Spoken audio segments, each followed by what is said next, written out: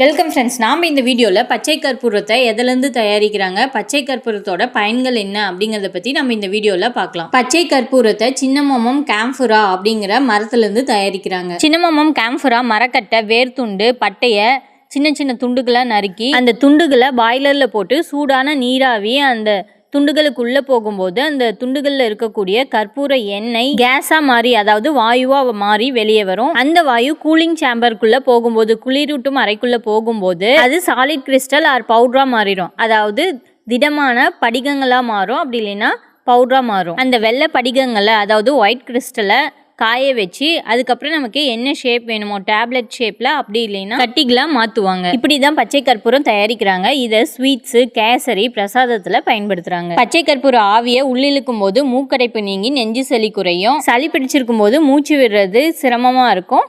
பச்சை கற்பூரம் சுவாசிக்கிறது எளிதாக்கும். பச்சை கற்பூரத்தை தேங்காய் எண்ணெய் அப்படி இல்லைன்னா கடுகு எண்ணெயோட கலந்து மூட்டு வலி, மூட்டு வீக்கம் உள்ள இடத்துல பூசினா மூட்டு வலி, மூட்டு வீக்கம் குறையும். இதில் இருக்கக்கூடிய நுண்ணுயிர் எதிர்ப்பு பண்புகள் ஆக்னி, ரேஷஸ், ஃபங்கல் இன்ஃபெக்ஷன் சொல்லக்கூடிய முகப்பரு, தடிப்புகள், பூஞ்சை தொற்றுகளை கட்டுப்படுத்தும். பச்சை கற்பூர எண்ணெயை வச்சு உச்சந்தலையில மசாஜ் செய்யும் போது பொடுகு, பேன்களை கட்டுப்படுத்தும். ஆயுர்வேத மருத்துவத்துல செரிமானத்தை அதிகரிக்க ஒரு சிட்டிகை, ஒரு பிஞ்ச் பச்சை கற்பூரத்தை பயன்படுத்துவாங்க. அளவுக்கு அதிகமா உட்கொண்டா நச்சுத்தன்மை வாய்ந்தது. பச்சை கற்பூரத்தை ரூம்குள்ள வச்சிருந்தா ரூம்ல இருக்கக்கூடிய காற்றை தூய்மையாக்கும். பச்சை கற்பூரத்தை எரிச்சா அதுல இருந்து வரக்கூடிய புகை கொசுக்களை விரட்டும். அரோமா தெரப்பின்னு சொல்லக்கூடிய நறுமண சிகிச்சையில நம்மளை சுற்றி இருக்கக்கூடிய காற்றுகளை தூய்மையாக்கவும் அமைதியான சூழலை உருவாக்கவும் பச்சை கற்பூரத்தை டிஃப்யூசராக பயன்படுத்துகிறாங்க. நன்றி.